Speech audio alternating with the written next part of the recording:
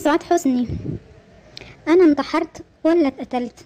هقول لكم، وهقول لكم صفوة الشريف كان بيعمل ايه معايا، وعبد الحليم حافظ اتجوزني ولا ما اتجوزنيش برضه هقول لكم، ومصطفى امين كان جاسوس لامريكا ولا ما كانش جاسوس لامريكا هقول لكم برضه. انا سعاد حسني سنة 1963 المخابرات المصرية لما كنت في مصر وعايشة في مصر حاولوا يجندوا كل الممثلين، مش كلهم بس معظمهم، سواء ستات ولا رجاله، وكانوا بيختاروا المشاهير زي حالاتي والحلوين في نفس الوقت عشان اي جاسوس يميل ليها ويقر ويعترف على طول. كانوا بيصوروا البنات والستات في اوضاع مخلة طبعا بدون ما ياخدوا بالهم، كاميرات مدسوسة ومايكات مدسوسة، ونقع في الفخ، وبعد ما نقع ما نقدرش نقول لهم تلت التلاتة كام، لازم ننفذ اوامرهم لغاية اما جه اليوم اللي اتحررت فيه. سنة 1963 المخابرات المصرية عملت عمليات اسمها كنترول، كانت يعني من الاخر بتجند كل او معظم الممثلين زي ما قلتلكم، وكان بيرقصهم صفوة الشريف. لما كنت قاعدة في الكافيتيريا انا وعبد الحليم حافظ بنتكلم عن الفيلم، جه واحد قال لي انا اسمي محمد شناوي منتج، وراني الكارت بتاعه، قال لي انا مستعد انتج لك افلامي كلها. وبالفعل انا فرحت جدا وقلت اكيد دي فرصتي اللي هنشهر بيها مش بس محليا لا كمان عالميا. وبالفعل قال لي لازم تيجي نمضي العقد في مقر الشركة، وصدقته ويا ريتني ما صدقته، لان دي كانت اول خطوة هلاكي. وهقول لكم برضو انا ايه سبب تخني بس قدام شوية. تعالوا دلوقتي نكمل. لما رحت مقر الشركة ودخلت الشقة بتاعة مقر الشركة لقيت فعلا المنتج محمد شناوي، وبعدين قال لي اتفضلي اقعدي. بعد ما قعدنا جينا بنتكلم على الفيلم اللي انا همضي العقد بتاعه، فجأة لقيت الباب الشقة بيخبط جامد اللي هو باب المقر الشركة، وناس شكلها غريب وشنبات عريضة جدا في وشها، ودخلت ومسكتنا من دراعنا وقبضت علينا، قالت لنا احنا المخابرات المصرية. وبالفعل خدونا على المخابرات المصرية، اتهموني ان انا جاسوسة، وقالوا لي لا اما هنعتبرك جاسوسة لا اما تبقي معانا دراعنا اليمين، لان اللي انتي كنتي معاه دوت محمد الشناوي ده جاسوس. طبعا قالوا لي كده وانا مت على نفسي من الرعب، وبالتالي وافقت ان انا اكون معاهم، لان قالوا لي لو ما وافقتيش هيبقى مصيرك الشنق عشماوي.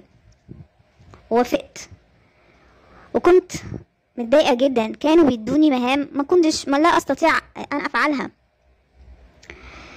لما كنت في المخابرات المصرية وبيستجوبوني كان ساعتها صلاح نصري كان هناك، والمخابرات كانت بتستجوبني وبتقيدني ان انا ابقى معاهم في العمليات، وان انا استدرج كل من هيذكروا اسمه عشان استدرجهم واوقعهم في الفخ، مثل مصطفى امين. قالوا لي انت مهمتك هتروحي لمصطفى امين عشان توقعي في الكلام ان هو جاسوس لامريكا. طبعا ما قدرتش اعمل كده خالص، لاني انا من صغري مش متعوده ان انا اعمل كده ومش دي مهنتي، فبالتالي كنت متضايقه جدا. وضغط عليا صفوة الشريف وبقى يطلب طلبات خاصة بيه هو، بيقولي روحي الشقة الفلانية وروحي الشقة الفلانية وخدي العنوان ده وروحي وخدي العنوان ده وروحي. بقيت مضغوطة جدا، بقيت متضايقة اكتر وجايلي حالة اكتئاب. وقتها كنت متجوزة عبد الحليم حافظ في السر، بس كان في شهود ممثلين على عقد الجواز. رحت اشتكيت له وفضفضت له كل السر من اوله لاخره، عرفته ان صفوة الشريف صورني بدون علمي ومهددني. عبد الحليم حافظ وقتها وعدني، قال لي ما تقلقيش انا هتصرف وهحل المشكلة دي من جذورها. وبالفعل راح لصفوة الشريف واتكلم معاه وتفاوض معاه ويحاول يساومه. لما لقى التفاوض ما جابش نتيجة بس ساعتها صفوت الشريف اتصرف تصرف غريب جدا ومشين جدا ايضا.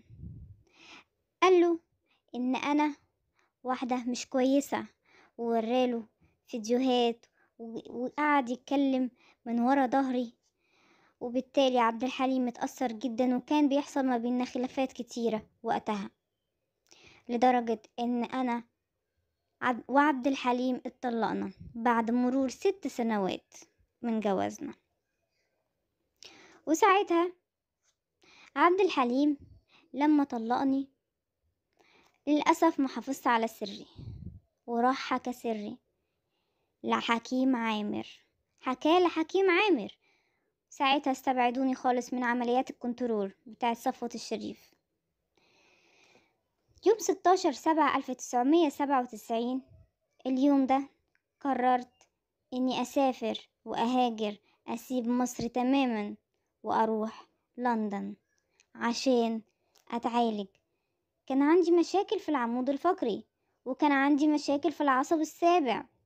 قعدت حوالي 4 سنوات، أيوة 4 سنوات أتعالج وآخد في علاج كورتيزون، وصرفت فلوس كتير جدا. ساعتها جمال الجنزوري كان بيصرف لي علاج على نفقة الدولة، أيوة نفقة الدولة المصرية. ولما صفوت الشريف عرف بكده وقف لي الصرف ده، ما بقاش عندي فلوس خالص ان انا اتعالج بيها. بقيت اعتمد على نفسي. ناس كتير وزمايلي كتير ممثلين ومشاهير ومغنيين عرضوا عليا يساعدوني، بس انا ما قبلتش، لاني سعاد حسني ما تقبلش الشفقة اكيد من حد. قررت اني اقف جنب نفسي واساعد نفسي. قررت اني اتعالج على حساب نفسي. قررت ساعتها اني اكتب مذكراتي